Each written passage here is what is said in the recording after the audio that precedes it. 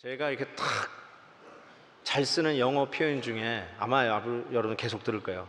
이런 표현이 있어요. Just like a hot knife cutting through butter. 뜨거운 칼이 바다를 가르듯이. 저는 이게 왜 이렇게 딱 달라붙어 가지고 떠나지 않는지 모르겠어요.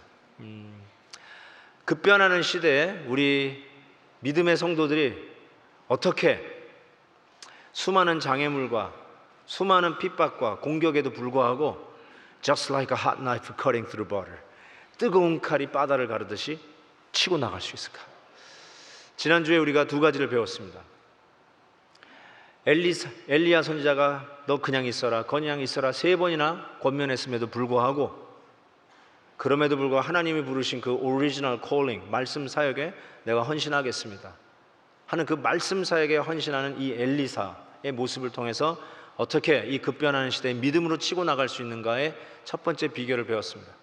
두 번째는 그 엘리야와 더불어 베델에서 여리고에서, 그리고 여리고에서 요단강을 건너가는 그 요단강을 갈라 나가는 모습을 보면서 엘리사가 돌아오며 엘리야의 하나님 어디 계시나이까, 그 능력을 베푸신 하나님 어디 계시나이까 하면서 엘리야의 겉옷으로 요단강을 치매 그 역시 요단강을 가르고 다시 건너왔던 그 기적을 보면서 여호수아 장군 때 요단강을 가르고 가나안 땅을 밟게 하셨던 그 하나님의 능력은 엘리야 시대에도 그 하나님의 능력이 여전했고, 그리고 새로운 리더십의 바톤을 받아 급변하는 시대에 하나님의 백성을 이끌어야 하는, 하나님의 뜻을 이루어야 하는 이 엘리사에게도 여전히 동일하게 역사하시는 하나님의 능력이었다.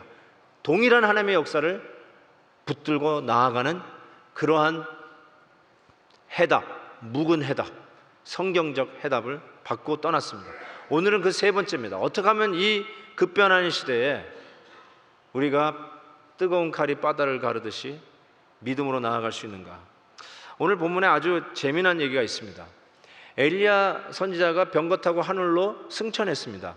회리바람에 올라갔는데 이거를 지켜보았던 선지생도, 그 선지자의 제자들이 한 50여 명이 그 엘리사에게 얘기합니다. 우리로 하여금 엘리야 선지자의 시신을 찾게 해달라고 얘기합니다. 그러니까 요즘식으로 얘기하면 토네이도가 불어가지고 사람이 거기에 빨리 올라갔다가 어딘가에 내쳐졌을 거라고 생각하고 우리로 하여금 그 시신을 찾게 해달라고 얘기합니다. 그럴 필요 없다, 갈 필요 없다, 이게 그런 게 아니다, 자연재해가 발생해가지고 사람이 피해를 입은 것처럼 엘리야가 날아간 게 아니다, 갈 필요 없다. 그러는데 그래도 가겠다는 거예요. 그래서 가라 했는데 3일 동안 엘리야의 시신을 찾았어요. 하루 이틀 사흘 3일 동안 찾았는데 찾지 못했다고 그랬어요. 그리고 돌아왔어요. 돌아와서 못 찾았습니다 그랬더니 18절에 엘리사 선지자가 그들에게 이렇게 얘기합니다. 내가 가지 말라고 너에게 이르지 아니하였느냐? 영어로 I told you, I told you, 얘기했지 않았냐? 왜 갔냐는 것이죠. 여러분, 이 말에서 우리가 느낄 수 있는, 깨달을 수 있는 이 급변하는 시대의 또 다른 묵은 해답은 무엇이냐? 바로 지혜와 분별력입니다. 오늘 이 말씀 속에서 정말 이 시대에 분별력 있는 역사의식, 시대의 분별력 있는 하나님의 방향을 가늠하는 영적 깨달음이 참 중요한 시대라는 것을 다시 한번 확인하게 됩니다. 여러분, 우리가 능력 기적에는 와 하고 깜짝깜짝 놀랍니다. 뭐 짧은 다리 기도했더니 다리가 길어졌더라, 와 어디냐 라고 이야기하는지 모르지만, 재정적으로 하나님 앞에 바로 쓰기 위해서, 빚지지 않고 살기 위해서 수많은 크레딧 카드를 가위로 자르고 내가 이번에는 빚을 갚고 바로 살리라 하는 그러한 지혜에는 사람들이 놀라지 않습니다. 대수롭게 생각하지 않습니다. 기도할 때 암덩어리가 떨어져 나가고 갑자기 쇠붙이가 금덩어리가 됐더라 라는 말을 들으면 와 하고 일단 머리나 뒤밀고 보자 라고 서로 이야기하건만, 그러나 정말로 나의 삶 속에 신앙에 항상 발목을 붙드는 이 음주 습관, 심지어는 소셜 드링크조차도 내가 절제하겠다 하고 하나님 앞에서 바로 살려고 하는 이 지혜에 대해서 사람들이 와 하고 놀라지 않습니다. 정의의 칼을 들고 휘두르면서 자기의 옳음을 증명하는 데는 혈안이 되어 있지만 분노하는 남편의 온순한 말로 잠잠케 하고 인내하며 기도하며 남편을 계속 신앙의 길로 가도록 기도하는 여인의 지혜는 우리 애가 놀라거나 감격해 하지 않습니다. 이 시대는 이상하게 눈에 보이는 fantastic, spectacular 한 그 능력만 와와하지 정말 이 시대에 필요한 지혜, 분별력에 대해서는 놀라지 않습니다. 그러나 급변한 시대의 또 다른 분명한 묵은 해답은 지혜요 분별력입니다.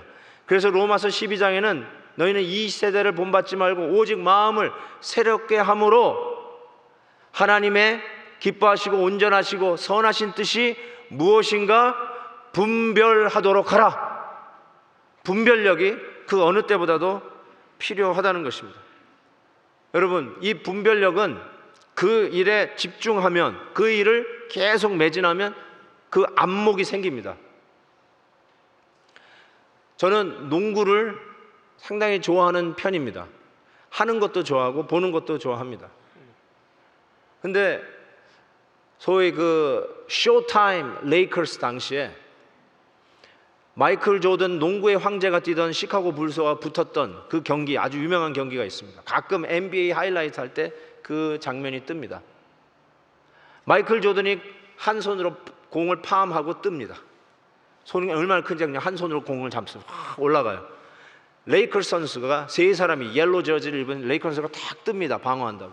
그 중에 펄킨스가 있었어요. 예, 그렇게 오래된 얘기입니다. 펄킨스가 딱 올라가는데 마이클 조던은 계속 부상하는데 두 사람은 떨어지기 시작합니다. 벌써. 왜요? 마이클 조던은 에어 조던이잖아요. 예? 에어 조던 계속 떠요. 한 선수가 계속 막는데 그때 마이클 조던이 핸드 체인지, 손을 바꿉니다. 훅 하면서 손을 왼손으로 공이 갑니다. 그러면서 핑거롤 딱 하면서 그 공이 백보드를 받고 스위쉬. 우와. 그 사람의 장벽을 벗어서 핑거에서 슉 들어가는데 우와. 아이고. 이게 너무 놀래가지고 제가 흥분하기 시작합니다. 우와. 제가 그 당시에 흥분했던 모습을 그대로 표현하면 여러분들이 다음 주일날 예배 안 올까봐 절제합니다. 우와 막 흥분하는데 옆에 있었던 우리 아내가 이렇게 얘기합니다. 모든 프로 농구 선수들은 다 그런 거 아니야? 아니야. 이거는 농구의 황제 마이클 조던 무브야.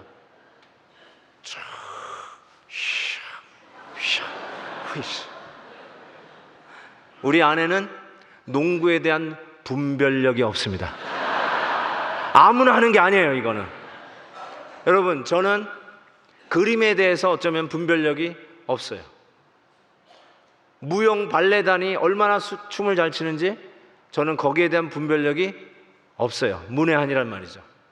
그렇지만 농구는 이거는 특별한 무브야. 이 사람만 할 수 있는 거야. 그 정도는 분별할 줄 알아요. 그게 지혜예요, 분별력이에요.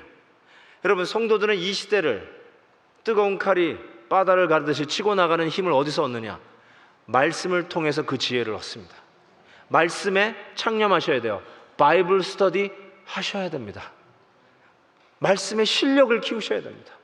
그래서 여러분에게 요청합니다. 정말 이 시대에, 이 급변한 시대에 어떻게 믿음으로 사냐고요? 말씀 속에 지혜를 얻으십시오. 주일 한 번으로 땡 치는 성도님들이요, 소콜 땡 성도님들이요, 한 번만 더 해보세요. 말씀 공부를 위해서 한 번만 더 투자해보세요. 하나님의 지혜를 얻는, 이 시대를 치고 나가는 믿음을 얻는 아주 귀한 시간입니다. 한번 수요 부흥회 한번 와보세요. 수요 부흥회까지 오시는 분들 야베스 새벽기도 한번 와보세요. 새벽에 한번 무릎을 꿇어보세요. 말씀을 통해서, 큐티를 통해서 말씀을 좀 더 가까이 해보세요. 제자 훈련에 임하세요. 말씀 공부 한 과목 이번에 해보겠다고 헌신해 보십시오. 말씀에 집중하고 창념하면 이 시대를 치고 나가는 하나님의 지혜, 분별력을 얻게 됩니다. 바로 하나님이 주신 우리의 또 다른 묵은 해답입니다. 또 한 가지 생각해 볼 수 있는 묵은 해답은 저는 이렇게 타이틀을 붙여봤어요. 총체적인 말씀 사역이다. 총체적 말씀 사역. 편중된 치우친 말씀 사역이 아니라 whole ministry of God's word. 총체적 말씀 사역이다. 왜냐하면 말씀 사역은 양날선 말씀 사역이에요. 하나님의 말씀은 좌우의 날선 어떤 것보다도 예리하여 혼과 영감이 관절과 골수를 찔러 쪼개기까지 한다 그랬어요.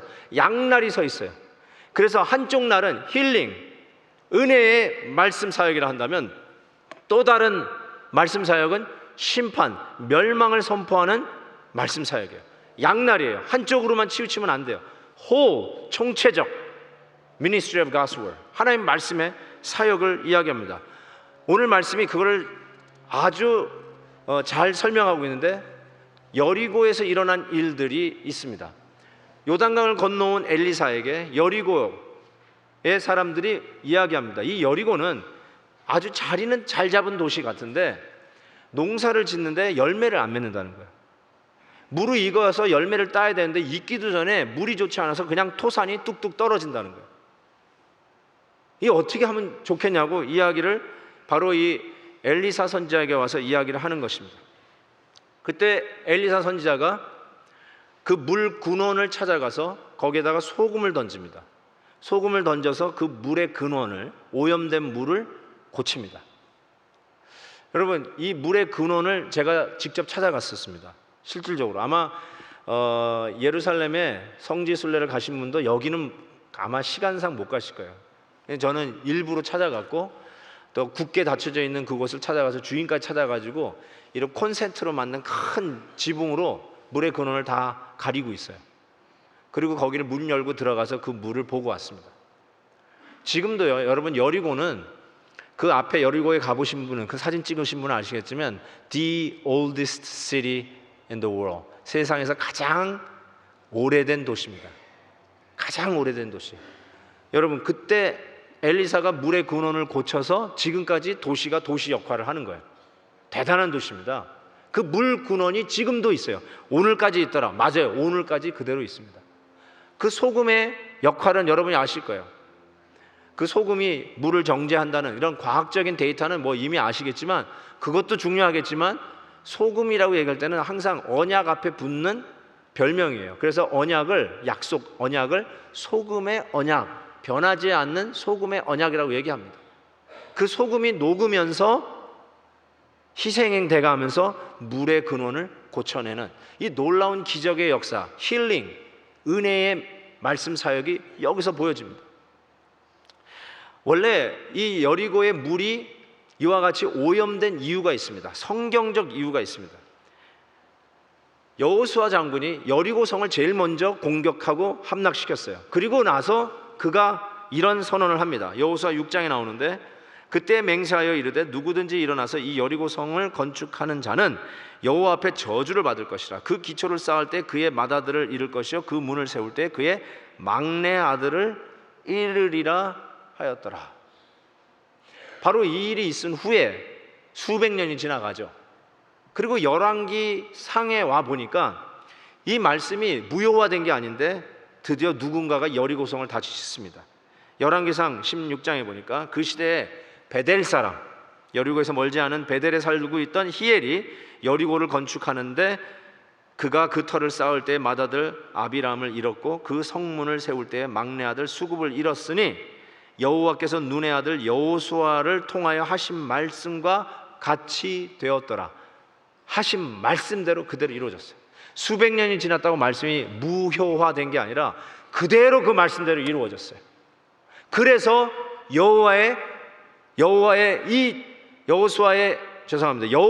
저주 속에 여리고는 물이 나빴던 거예요. 그래서 아무리 심고 아무리 물을 주고 키워도 열매가 맺지 않고 그냥 떨어지는 저주받은 도시가 여리고였어요. 근데 그 여리고를 이 엘리사가 그 물의 근원에 소금을 던지면서 치유하시는 역사가 일어납니다. 하나님이 우리를 고치시기를 원하시는 은혜의 하나님인 것을 보여줍니다. 소금이 녹으며 사라지며 오염된 물의 근원을 치유하는 이 모습은 당신이 변하지 않겠다고, 약속이 변하지 않겠다고 약속해 주신 하나님의 언약대로 당신의 독생자를 저주받은 우리들을 위하여 대신 대속제물로 내어주심으로 우리를 치유하시고 온전케 하신 하나님의 변치 않는 소금의 언약을 상징합니다. 그래서 우리는 그 은혜의 열매로 여기에 와 앉아 있습니다. 우리는 은혜의 주인공들이에요. 여러분, 은혜가 얼마나 우리가 잘못 인식되어 있는지 잘 모르겠는데요, 제가 이 은혜라는 것을 커피를 만나면서 깨닫게 됐어요. 여러분, 그 커피 중에 제일 비싼 커피가 어떤 커피냐면 르왁 커피입니다. 제가 선교지 인도네시아에 갔다가 이 커피를 만났어요. 그래가지고 아주 커피에 광적인 친구 때문에 생각이 나가지고 그 커피 하나 샀는데, 조그만한 걸 하나 샀는데 이게 한 120불 정도 됐어요. 무슨 놈은 커피가 이리도 비싸나. 그런데도 그냥 미친 척하고 친구를 위해서 하나 커피 사주겠다고 샀는데, 이 르왁 커피를 파는 게 여기 남가주에도 있습니다. 그래서 가서 물어봤더니 한 잔에 50불. 진짜 맛있대요. 너무너무 맛있대요. 혹시 먹고 싶은 분들 제가 안내해 드리겠습니다. 근데 이 르왁 커피의 전설을 아세요?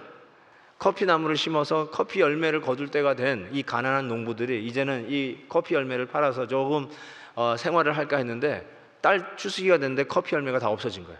알고 보니까 그 인도네시아의 토속 고양이, 사양 고양이가 그 커피 열매를 다 먹어버린 거예요. 그래가지고 좌절에 빠진 이 농부들이, 야, 이제는 우리 뭘 먹고 사나 하고 있는데, 그 사양 고양이가 커피 열매를 먹고 배설한 똥들이 널려 있는 거예요. 거기에 보니까 소화가 안 된 커피콩들이 있는 거야. 야, 안 되겠다, 이거라도 우리가 주워서 팔자. 그래가지고 그거를 주워가지고 씻어가지고 볶아가지고 그거를 커피를 만들어 먹었는데, 이게 왜 이렇게 구수한 거예요? 이 구수한 맛이 어디서 나온 건지 잘 모르겠지만 굉장히 구수한 거예요. 그래서 그 맛이 탁월한 거예요. 그래서 이 커피가 그렇게 비싸요. 제가 그 이야기를 들으면서 이게 정확하게 우리하고 똑같다. 이게 은혜 받은 성도다. 우리는 원래 똥이에요. 그냥 과장하는 말이 아니라 사도 바울이 그랬잖아요. 그리스도를 아는 고상한 지식에 비하면 남들이 그렇게도 칭찬하고 남들이 그렇게도 부럽다고 생각하는 그 모든 것이 뭐라? 배설물이라고 그랬잖아요. 똥이란 말이에요. 그런데 똥이라고 한 그것을 예수 그리스도 앞에 거듭난 사도 바울은 그걸 똥이 아니었어요. 하나님이 존귀하게 그 모든 것을 다 쓰게 하시잖아요. 황금과 같이, 다이아몬드와 같이 쓰게 하시잖아요. 어쩌면 우리는 똥이에요. 죄악으로 이미 저주받아 지옥 갈 수밖에 없는 죄인들이에요. 아무런 가치가 없어요. 쓰레기로 쳐버려도 누구 하나 아까웠지 않은 배설물들이에요. 그런데 하나님께서 그걸 씻어서 잘 구워서 새롭게 태어나는, 보라 새것이 되었도다, 새로운 피조물을 만드니 금과 같이, 다이아몬드와 같이, 더 이상 3불 50불짜리 라떼 아메리카노가 아니라 한 잔에 50불짜리 르왁 커피가 되어버리셨어요. 그게 저와 여러분이에요. 이걸 뭐라고 그런다고요? 이걸 은혜라고 하는 거예요. 똥이 르왁 커피가 됐어요. 이게 은혜예요, 여러분. 하나님이 우리를 그렇게 대하세요. 우리를 그렇게 치료하세요. 근데 말씀 사역은 양날이라고 그랬어요. 또 다른 날이 있어요. 그게 바로 심판의 메시지가 그 다음에 나옵니다. 실은 그 다음 나오는 스토리에 대해서 많은 사람들이 얼굴을 찡그립니다. 그리고 엘리사 선지자의 작용론까지 이야기하는 사람이 있습니다. 여리고의 물의 근원을 고치고 옆 동네 베델로 갔습니다. 바로 우리 교회의 이름을 거기서 딴 그 베델이라고 하는 동네를 갔는데, 그 동네에 갔더니 아이들이, 작은 아이들이라고 하는데, 이 주석책 보니까 이 티네이저들입니다. 티네이저들이, 즉 알 거는 다 아는 애들이란 뜻입니다. 뭐 3살짜리 4살짜리가 아니라 알 거 다 아는 티네이저들이 이 엘리사 선지자를 조롱합니다. 대머리여 올라가라, 대머리여 올라가라 그랬습니다. 이게 무슨 뜻일까요? 올라가라는 말은 얼마 전에 네 스승 엘리야 선지자도 병거 타고 올라갔다며, 너도 올라가라, 너도 올라가라. 우리식으로 바꾸면 너도 속히 꺼져라, 사라져라, 이 뜻이에요. You are not welcome here. Your Elijah, 당신의 스승도 your teacher never welcome here. 그러니까 빨리 꺼져, 빨리 사라져라고 하면서 대머리여 올라가라, 대머리여 올라가라 그랬다는 것이죠. 어떤 분은 이 부분을 가지고 대머리를 놀리면 큰일 난다라고 이야기를 하는데 그건 아니에요. 본문을 그렇게 막 해석하면 안 됩니다. 그 뜻이 아니에요.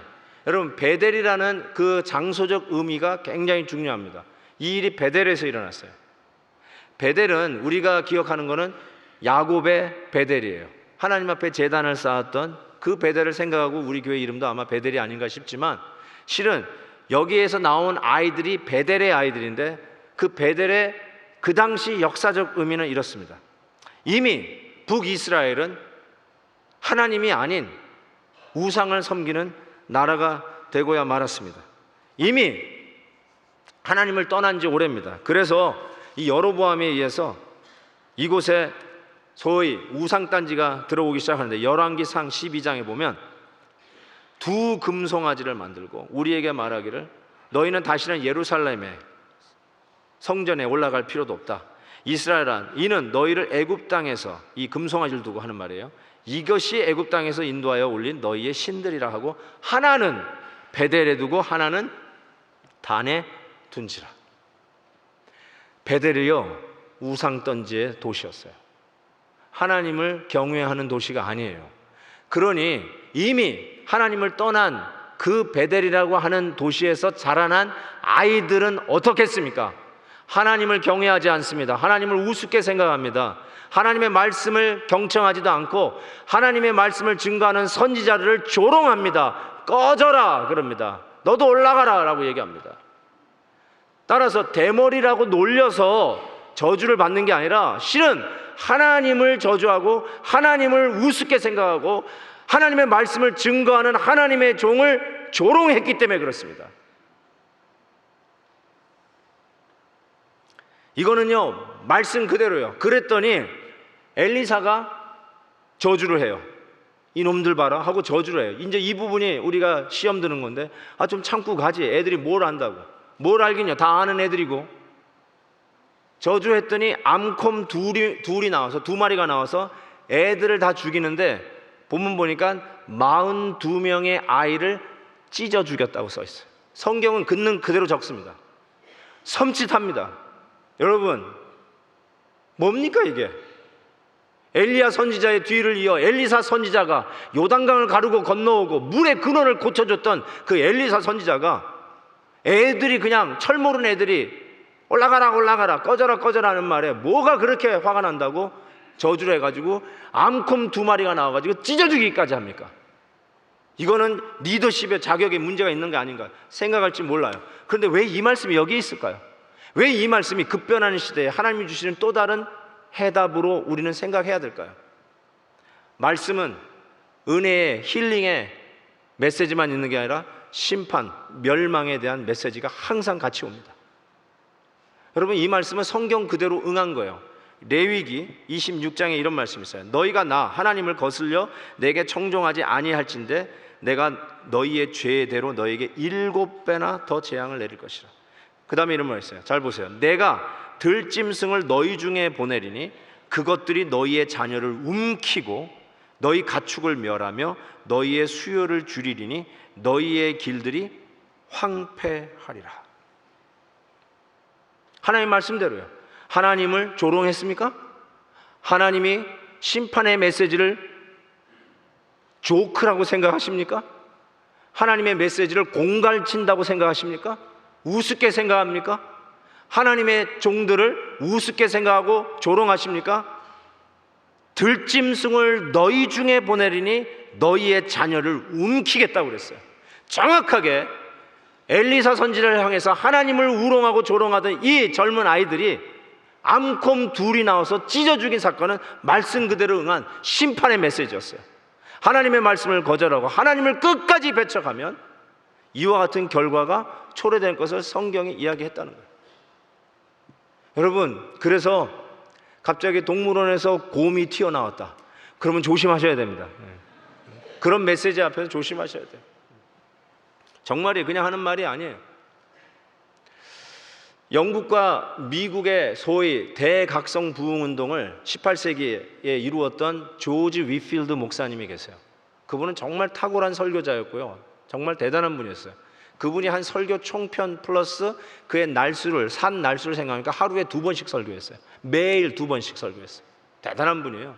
그냥 이렇게 우리 같이 경건의 시간 새벽 기도에 설교한 정도가 아니라 집회 설교를 매일 하루에 2번 평균꼴로 한 정도로 말씀의 사도였어요.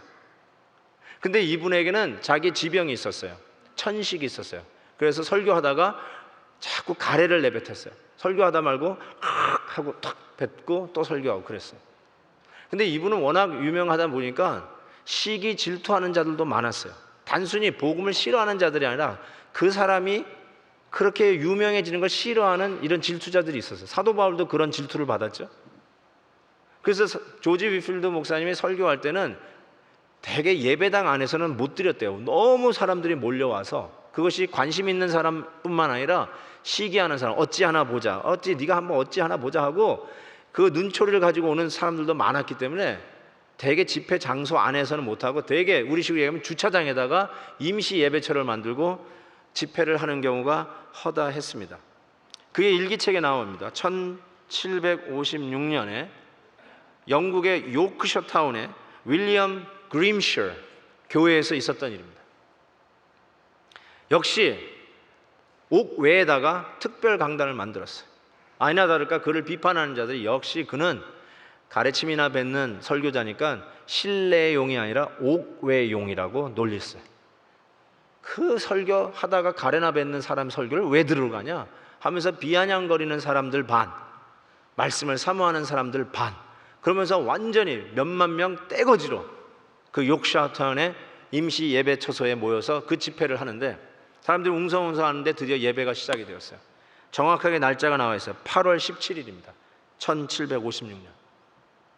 그때 조지 위필드 목사님이 설교한 본문이 히브리서 9장 27절이에요. 한 번 죽는 것은 사람에게 정한 바로 돼 그 이후에는 심판이 있으리라. 이 메시지를 전하는 말씀을 읽는 순간에 저쪽 구석에서 비명소리가 나왔어요. 담임 목사님이 뛰어갔어요. 예배 도중에 사람이 비명을 지르니까 뛰어가야죠. 어떤 일인가 봤더니 그 자리에서 죽었어요. 그 자리에서 즉사했어요. 그래서 시신을 내보내고 다시 올라와가지고 조지 위필드 목사님에게 계속하십시오. 집회 계속합니다. 그래서 진정시키고 다시 말씀을 읽습니다. 한 번 죽는 것은 사람에게 정한 바로 돼 그 이후에는 심판이 있으리라. 외치는 순간 또 이번엔 이쪽에서 비명소리가 났어요. 으악! 하고 담임 목사 또 달려갔어요. 갔더니 역시 그 자리에서 죽었어요. 시신 수습해서 내보내고 계속 집회합니다. 말씀을 계속 전합니다. 여러분, 그 이후에 그 자리에 앉은 사람들이 말씀을 들으면서 조는 사람이 있었을까요? 뭐 젖다우로 메시지 전하면서 비아냥거리는 사람이 그 안에 있었을 것 같습니까? 그 말씀을 듣고 회개하고 뒤집어지고 부흥의 역사가 일어났어요. 저는요, 이 시대에 목회했던 목사님들이 너무너무 부럽습니다. 가진 건 없었을지 몰라도 죽을 고생하면서 산을 넘고 강을 건너면서 말씀을 전했다 할지라도 하나님의 말씀의 권위 그거 하나로 목회자의 자존심을 지키고 아무리 세상에서 조롱하고 헐뜯고 비방한다 할지라도 말씀의 권세 하나로 그 시대를 가늠하고 정말 hot knife cutting through the butter, 뜨거운 칼이 바다를 가르듯이 당당하게 말씀의 권위에 섰던 이런 목회자들이 목회했던 그 시대가 너무너무 부럽습니다. 복음은, 하나님의 말씀은 양날선 검이에요. 그냥 좋은 게 좋은 거라고 베이비시트하고 기적이나 채워주는, 이래도 괜찮고 저래도 괜찮고 막 살아도 상관없고 대충 그냥 교회 마당만 밟으면 어찌하다 보면 천국 가겠지 하는 것이 싸구려 복음이 아니라, 여러분을 구원하기 위하여 예수 그리스도를, 당신의 독생자를 십자가에 못 박기까지 저주받은 물에 소금을 던져놓듯이 당신의 아들을 십자가에 던졌던 우리 하나님 아버지께서 여러분을 구원해내신 것은 그런 형편없는 싸구려 복음이 아니라, 믿지 아니하면 하나님의 또 다른 날카로운 검, 심판의 메시지, 이것이 우리에게 분명히 있다는 사실이에요. 그래서 예수님은 친히 말씀하셨어요. 누가복음 12장, 마땅히 두려워할 자를 내가 너희에게 보이리니 곧 죽은 후에 또한 지옥에 던져넣는 권세에 있는 자 있는 그를 두려워하라. 내가 참으로 너희에게 이르노니 우리를 지옥으로 던져놓을 수 있는 그 하나님을 두려워하라고 그랬어요. 이 메시지 앞에서 Be alert, wake up, 깨셔야 돼요. 영적 잠에서부터 깨셔야 돼요. 여러분, 우리가 진정 하나님의 말씀과 복음을 전하는 동기가 어디에 있느냐? 대충 살아도 천국 간다, 그건 복음이 아니에요. 하나님의 메시지 앞에 정직하게 서라는 것이죠. 심판의 메시지가 있다는 것입니다. 여러분, 은혜는 심판이 있어야 은혜입니다. 정의가 있어야 용서가 있는 겁니다. 원리 원칙이 있어야 융통성도 있는 겁니다. 정의, 말씀의 원리 원칙, 이것이 없으면 전부 다 오합지졸입니다. 하나님의 심판의 메시지가 있기에 죄인들이 하나님 앞에 용서를 구하고, 그 용서해 주시기 위해 당신의 독생자 예수 그리스도를 십자가에 못 박힌 복음이 드디어 능력을 발하는 것입니다. 그것이 우리가 전도해야 할 동기입니다. 펜 질렛이라고 하는 아주 유명한 코미디언이고 마술사, 매지션이고, 그리고 뉴욕 브로드웨이에 가시면요, 이 사람 쇼가 있어요. 펜 앤 텔러라고 하는 아주 유명한 브로드웨이 쇼가 있어요. He's an opinion maker. 굉장히 말이 강하고 해서 많은 사람들에게 영향을 주는 사람이 있어요. 이 펜 줄렛은 무신론자입니다. 하나님을 믿지 않아요. 근데 이 무신론자가 우리를 향해서 강력한 도전을 했습니다. 유튜브에 이 사람 말이 실성으로 자기가 찍은 유튜브가 올라와 있습니다. 한번 여러분 확인해 보시면 금방 확인할 수 있는데, 제가 그것을 의역을 해서 여러분에게 말씀드립니다. 이분이 이렇게 도전했어요. 나는 전도하지 않는 자를 존경하지 않는다고 늘 말해왔다. 천국과 지옥이 있다고 믿고, 또 어떤 사람들은 지옥에 갈 수 있고 구원을 얻지 못할 수 있는데, 이런 이야기를 그 사람들에게 전해줄 가치가 없다고 생각한다면 당신들은, You Christians, 당신들은 사회생활에 서툰 자이다. You Christians are socially awkward. Socially awkward. 도대체 그 사람들을 얼마나 미워해야 전도하지 않을 수 있는가? How much do you have to hate these people not to evangelize, not to share the gospel? 그게 도전이에요. 얼마나 미워하길래 이 영생의 복음, 살 수 있다는 이 구원의 복음을 전하지 않는가라는 것이에요. 사람들이 영생 구원을 얻을 수 있는데도 그것을 전하지 않기로 했다면 그 사람을 도대체 얼마나 미워했길래 그럴 수 있는가?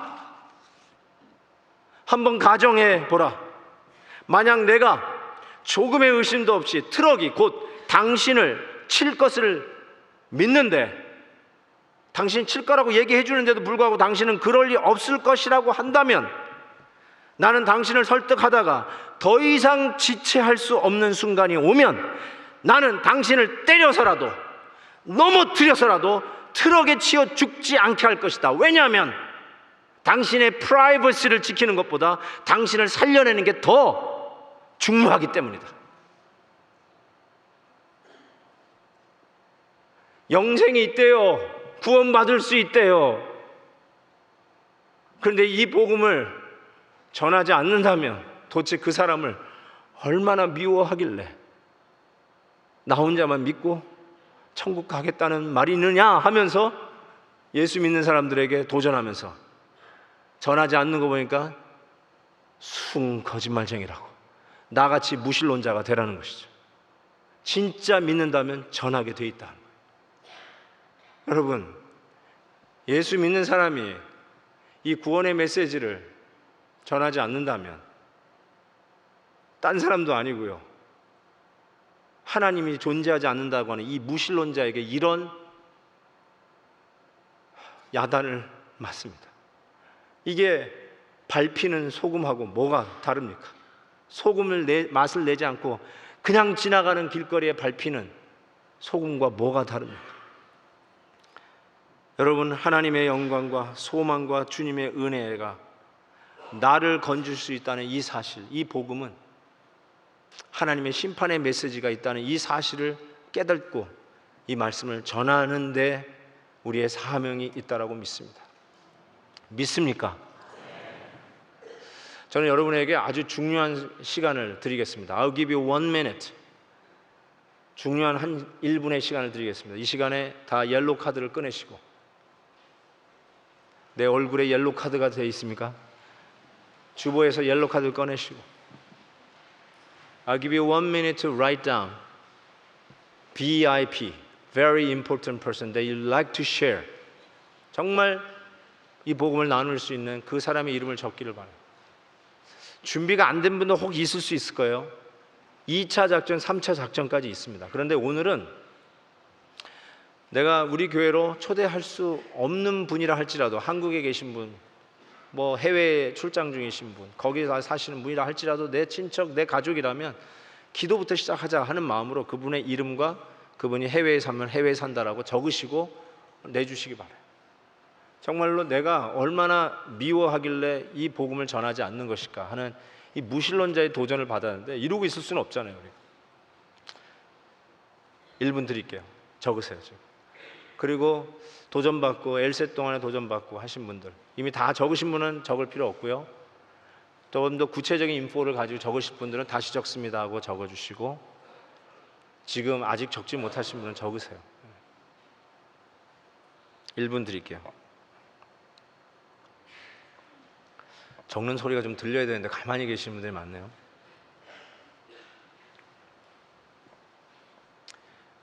다 적으시면은 반으로 접어 놓으시고 우리가 그분들의 영혼을 정말로 하나님 앞에 봉헌하겠습니다.